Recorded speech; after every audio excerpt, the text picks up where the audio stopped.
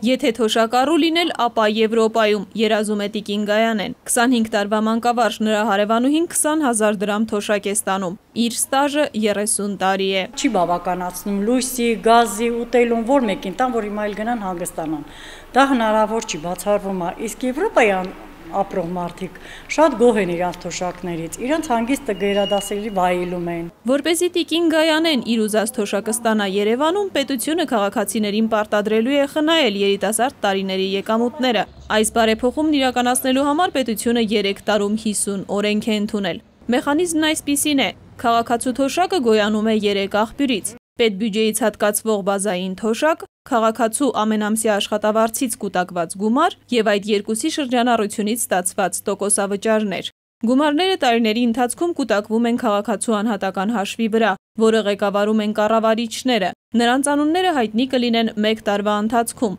Ընդդիմության քննադատությունը, թե սխալ է այդ գործը վստահել կառավարիչներին, ֆինանսների փոխնախարարը անհիմն է համարում։ Այդ դեպքում հարց է առաջանում, ով է կառավարելու։ Իհարկե կարող եմ բերել մեկ դեպքեր, ասենք պետությունը թող կառավարի, բայց ես խնդրում եմ ուշադրություն դարձրեք նաև ֆինանսական արդյունքների վրա։ Բոլոր այն դեպքերում, որտեղ որ պետական կառավարման ապարատն է ներդրված, արդյունքները ի համեմատ շուկայական խթաններով կառավարողների շատ ավելի ցածր է, քան թե այն ակտիվների կառավարիչները, որոնք որ խթան ունեն, ավելի լավ կառավարեն, որովհետև դրանից որոշակի նաև իրենց պրեմիաներն է մեծանում։ Որպեսզի նոր համակարգի ներդրումից քաղաքացին չտուժի, գործատուին կստիպեն բարձրացնել աշխատավարձը։ 100,000 դրամ աշխատավարձի պարագայում ենթադրում է 775 դրամի ավելացում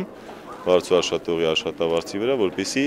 մնա պահպանվի այն եկամուտը, ինչը որ նա ստացել է աշխատողը մինչև 13 թվականի հունվարը։ Կենսաթոշակային խնայողությունները կարելի է փոխանցել ժառանգաբար։ Խնայողությունները կորցնելու ռիսկը հասցված է նվազագույնի։ Երաշխավորի դերում կենտրոնական բանկն է։ Մյուս կողմից անհատը համացանցով կարող է հետևել իր հաշվեհամարի փոփոխություններին։ Սա լրացուցիչ վստահություն կտա ավանդատուներին, ովքեր խորհրդային խնայողությունները կորցնելուց հետո դեռ չեն սովորել վստահել կൂട്ടակային համակարգերին։ Աննա Բալյան, Գևորգ Մանուկյան, Հայ Արփի Միքայելյան, ժամը լրատվական։